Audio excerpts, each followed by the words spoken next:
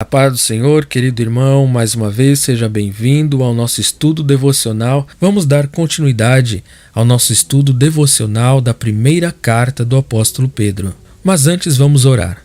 Senhor, te agradecemos mais uma vez.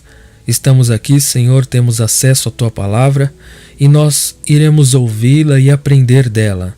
Que bênção, Senhor, e que bom é estarmos aqui. Que o Senhor abra o nosso coração, abra os olhos do nosso entendimento e nos ilumine para que possamos compreender a Tua palavra, que a verdade dela possa nos trazer liberdade, possa nos trazer vida eterna. Em nome de Jesus, Senhor, nos conduz pelo Teu bom Espírito Santo. Abençoa cada um dos meus irmãos que irão ouvir esta mensagem, que o Senhor seja glorificado na vida deles, abençoando-os, edificando-os, Senhor, conduzindo-os em todas as coisas. Tudo para a Tua glória, eu te peço em nome de Jesus. Amém. O primeiro versículo diz: Pedro, apóstolo de Jesus Cristo, aos eleitos de Deus, peregrinos dispersos nas regiões do Ponto, Galácia, Capadócia, província da Ásia e da Bitínia. Bem, nós nos situamos na ocasião e contexto em que esta carta de Pedro fora escrita. E seguindo o estilo de cartas antigas, Pedro começa se identificando. Pedro, apóstolo de Jesus Cristo. Ele era um apóstolo, um escolhido e enviado pelo Senhor. O título apóstolo designava uma pessoa que tinha autoridade para fundar, para supervisionar igrejas e discipliná-las se necessário. Mais que um título de autoridade, apóstolo significa alguém que é enviado com uma missão, como um mensageiro ou como um embaixador. Como um apóstolo de Cristo, Pedro escrevia com autoridade, como alguém que tinha grande experiência e autoridade, porque como os profetas do Antigo Testamento, ele escrevia as palavras de Deus. E os destinatários desta carta, dentre os quais nós também estamos incluídos, teriam se lembrado da ligação de Pedro com Jesus, do seu poderoso ministério e da sua autoridade para falar.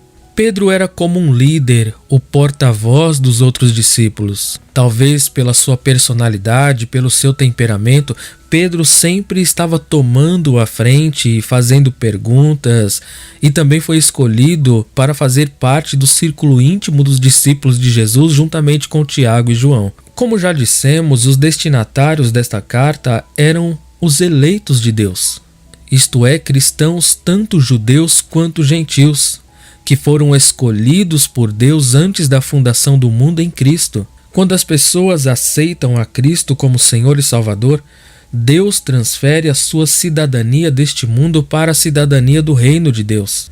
Portanto, como se segue o versículo, embora vivam nesta terra, são como forasteiros neste mundo, como peregrinos, estão aqui apenas de passagem. O mundo torna-se uma terra estranha para os cristãos porque o seu verdadeiro lar é o céu e eles estão na terra somente temporariamente.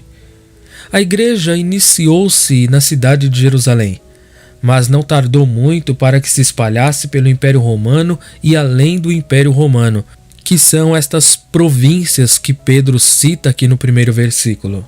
E os cristãos eleitos e peregrinos que estavam espalhados para estas províncias, no segundo versículo, Pedro diz que eles eram escolhidos em conformidade com a presciência de Deus Pai, pela obra santificadora do Espírito. Para quê? Para a obediência e a aspersão do sangue de Jesus Cristo. Este segundo versículo menciona todos os membros da Trindade: Deus Pai, Deus Filho e Deus Espírito Santo. Todos os membros da Trindade trabalham para possibilitar a nossa salvação e dar uma garantia tripla aos crentes. Deus, segundo a sua presciência, escolhe os cristãos, o Espírito Santo, pela sua obra, os santifica, e a aspersão do sangue de Jesus Cristo perdoa, redime, purifica. Sendo assim, a graça e a paz são multiplicadas. A escolha de Deus em relação aos cristãos gerou grandes diferenças doutrinárias entre eles. Deus origina e realiza a nossa salvação devido à sua graça. Embora o tema da escolha de Deus, da eleição de Deus, seja bastante complexo e também gere bastante controvérsias e diferenças entre muitos cristãos, a Bíblia fala da eleição de Deus, mas também ela fala da questão da escolha do homem, da responsabilidade do homem. Mas somente Deus origina e realiza a nossa salvação devido à sua graça. Nós não fazemos nada para merecer a salvação. Ser eleito não remove a necessidade que as pessoas têm de segui-lo. O fato de Deus conhecer todos os eventos e todas as decisões de antemão e de até mesmo os determinar previamente, não significa que ele force a ação das suas criaturas deixando-as sem escolha. Por exemplo, no Antigo Testamento, quando Josué disse ao povo: escolham hoje a quem vocês querem servir. Jesus disse: se alguém quiser vir após mim. Também disse: se alguém tiver sede, venha e beba. Deus tomou a iniciativa e escolheu as pessoas antes que elas tivessem feito qualquer coisa para merecer esta preciosa bênção.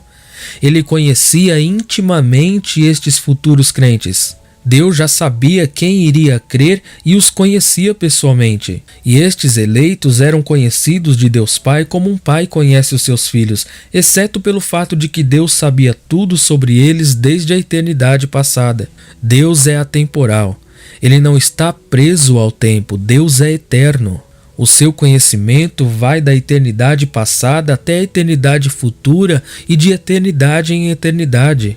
Deus torna sua escolha efetiva pela presença do Espírito Santo naqueles que creem, tendo como resultado a obediência. O Espírito Santo o sela. Somente o Espírito Santo pode levar as pessoas a um relacionamento de salvação com Deus. É Ele quem convence do pecado, da justiça e do juízo, e é Ele quem opera no coração do homem.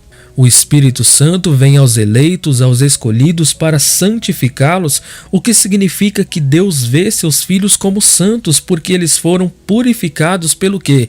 Pelo sangue de Jesus Cristo. Mas os cristãos também se tornam santos quando aprendem a viver para Deus, quando se separam do mundo e do pecado e se consagram para uma vida de obediência a Deus. Isto é chamado de santificação, processo do crescimento cristão por meio do qual o Espírito Santo nos torna cada vez mais semelhantes a Jesus Cristo. O resultado óbvio é que os cristãos obedeçam. A purificação constante do pecado, disponível a cada um de nós devido ao sacrifício de Cristo, nos capacita a obedecer fielmente ao nosso Deus. A graça de Deus é a sua graça, dada a pessoas não merecedoras. Este é o significado de graça. A paz é a paz que Cristo fez entre os pecadores e Deus, reconciliando o homem pecador com Deus Santo por meio de sua morte no Calvário. Pedro queria que estes cristãos, que estes irmãos que estavam espalhados por toda a província da Ásia Menor, dominada por Roma, fossem unidos na sua experiência da graça e da paz de Deus em sua vida cotidiana, assim como é para nós também. Veja quanta riqueza doutrinária existe nesta carta. Quanta riqueza de detalhes, quantos conselhos, que esse estudo devocional seja eficiente para a nossa vida espiritual a fim de que nós possamos frutificar. O meu objetivo é que você, pela palavra, possa ser moldado a fim de parecer mais com Jesus Cristo. Seja pelo Espírito Santo santificado por meio do ensinamento da palavra de Deus, da doutrina bíblica. É isto que nos manterá no caminho da justiça. É isto que nos manterá seguindo firmes na nossa fé até a eternidade para a glória de Deus. Temos muitas bênçãos para compartilhar por meio do ensinamento da palavra. Que Deus seja propício a mim para que não me falte o ânimo para compartilhar com você a palavra de Deus. É um prazer tê-lo aqui. Sem mais, queridos, fico por aqui. Um forte abraço, até o próximo ensinamento da palavra de Deus.